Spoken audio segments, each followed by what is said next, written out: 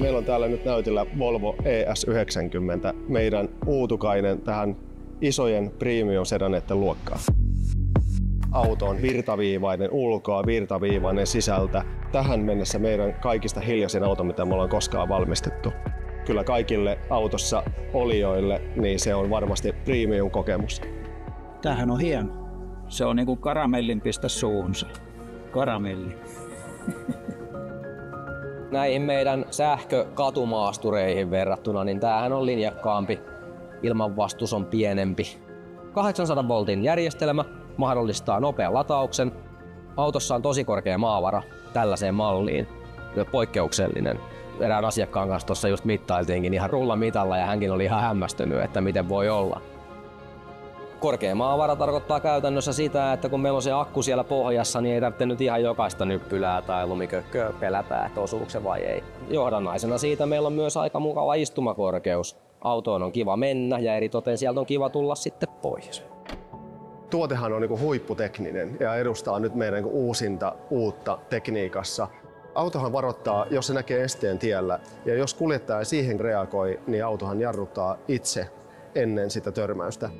LiDAR ja kaikki muut tutkat, ne on kokonaisuus. Ennenhän oli kymmeniä eri pieniä tietokoneita, jotka hoisi auton tiettyjä toimintoja. Nyt on yksi keskustietokone, joka hoitaa kaiken laskennan. Tämä meidän insinööri kuvaili meidän näitä uutuuksia sillä, että monimutkaisempi laite, missä on enemmän laskentatehoa, on vain lentokone enää tämän jälkeen.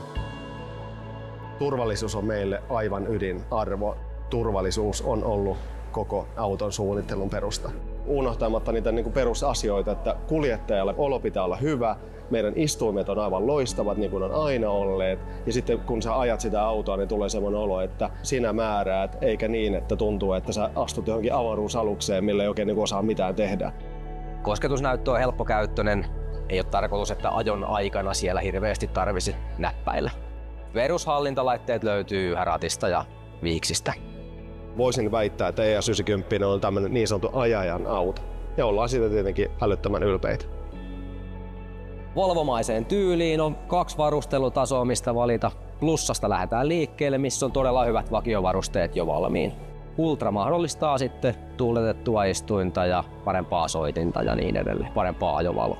Et jos haluaa pikkusen nyt kermaa siihen kakun päälle, niin kyllä sitten ultra varustetaso rupsitaan paperista. Käyttöauto.